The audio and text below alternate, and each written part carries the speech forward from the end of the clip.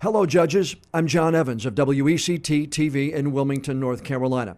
I want to tell you a little bit more about my entry for the Television News Anchor of the Year in Division II. You're going to see my more conventional anchor work in just a moment. All entries will have their anchors at the news desk. My second and third examples, though, will likely be different than you'll see on the other entries. Newer, cutting-edge kinds of anchor segments for a changing time in our industry.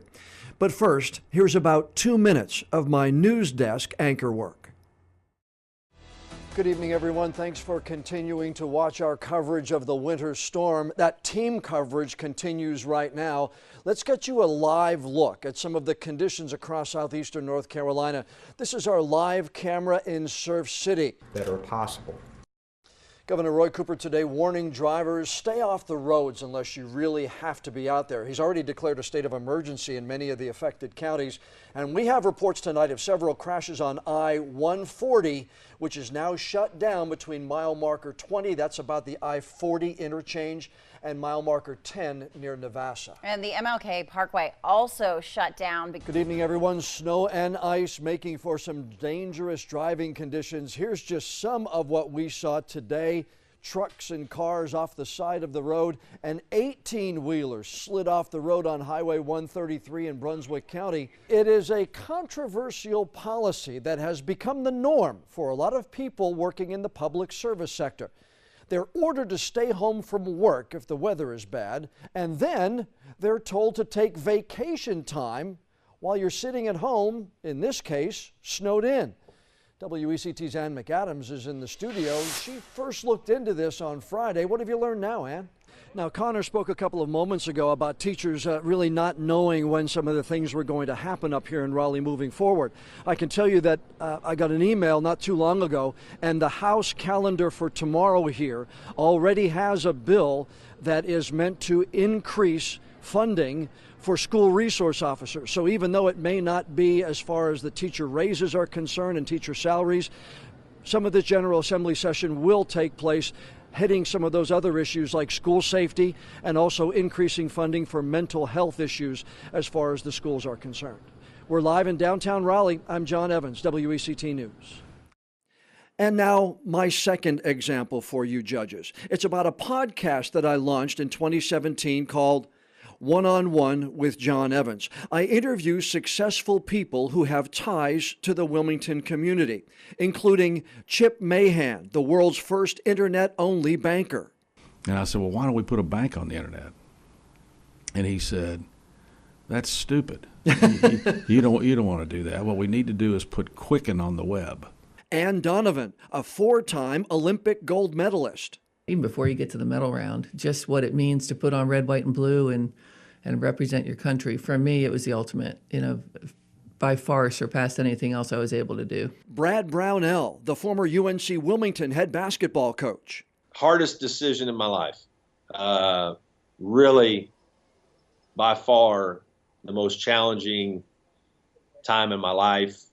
Orlando Jones, an actor, an entertainer, and an entrepreneur. The importance of that. At that time, it was a big deal. Yes. Because the only way, a young African-American kid would have gotten that type of job, soda, tennis shoes, where you had to be a professional athlete right. by and large. Yeah. Kevin Maurer, a newspaper reporter turned best-selling author. Ben called me and said, I had one of the SEALs on the Bin Laden raid is doing a book. We're looking for co-writers. Can you be in D.C. on, this is a Thursday or Friday. He said, can you be in D.C. on Monday? Yes. And Vivian Howard, an award-winning chef who hosts her own PBS series. But leaving and moving back to Eastern North Carolina felt like some measure of failure. And that felt, that never feels good. Sure. The audio podcasts are on 9 different sites where people can download and listen for free. But we also use that content on the air. It became the biggest news story in the country. Larry Demery and Daniel Green charged with killing Michael Jordan's father 25 years ago this year. Johnson Britt prosecuted those 2 men. They both received sentences of life in prison for first-degree murder. I interviewed Johnson Britt for this week's One-on-One with John Evans podcast, and he told me Court TV asked the judge, Gregory Weeks, to bring cameras into the courtroom and cover that trial. Judge Weeks, I think, very wisely decided cameras weren't going to be there. We saw in motions hearings that lawyers were playing to the cameras as opposed to addressing him. They would literally turn and look at the camera that was there, and he's like, "Whoa, wait a minute, I'm over here." You can hear part one of my conversation with District Attorney Johnson Britt, including details on the painstaking way investigators gathered evidence against the two killers. The free One-on-One with John Evans podcast available right now on iTunes and SoundCloud, even on Spotify. You can click the links you find inside this story on our website and our mobile news app. Full video versions are posted on our website, our mobile news app, and on the WECT channel on Roku. My third example is also from here in the WECT digital studio. I host segments of WECT News Now, our digital-only newscast that runs Monday through Friday, an hour-long version at 11 a.m. and a half-hour-long version at 4:30 in the afternoon. Now, this is a one-person operation. I can punch up our website if we have any new information there. I can give traffic reports. I can give updated weather reports or bring the meteorologists in time of breaking severe weather. I can also call up live news conferences as they air on CNN or NBC.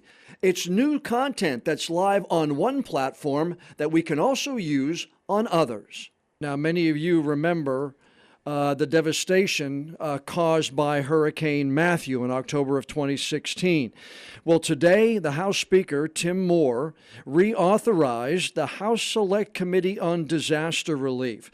And this follows news that the administration of Governor Roy Cooper missed another deadline to get relief to the victims of Hurricane Matthew.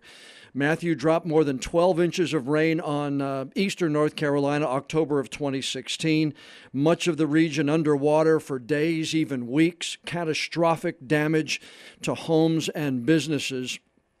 And we're at 18 months later now, and just one county has gotten approval to start spending some of the federal dollars sent to North Carolina.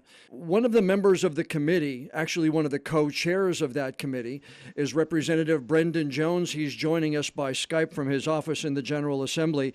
Representative Jones, first off, thank you for taking a couple of moments to talk to us about this. You represent one of the hardest hit areas. Fair Bluff hit hardest by Hurricane Matthew. So how frustrating has it been for you that members of your district have not gotten the help that many say they should have received by now?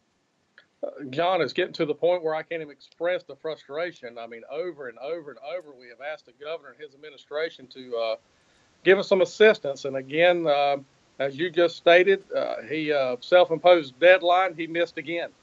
The frustration is coming because there's no reasoning, there's no explanation to why he refuses to help the folks of our district. I'm being joined by Michael Scott. He's the director of the Division of Waste Management at the North Carolina Department of Environmental Quality. And Michael, I just want to ask you one or two more questions. Have you heard from Chemours since you sent the notice out to the residents in Bladen and Cumberland counties yesterday? John, I've not heard back from Chemours. When I was notified yesterday morning that they were going to run a press release, that they had already sent out letters to the residents who have Gen X above the provisional health goal. And those are my three examples for this year's entry. The first, anchoring nightly newscasts on the air. The second, anchoring my weekly podcast, which turns into content on other platforms. And third, anchoring the digital newscast WECT News Now, which also turns into content on other platforms. I'm John Evans of WECT TV in Wilmington, North Carolina. Thanks for your time.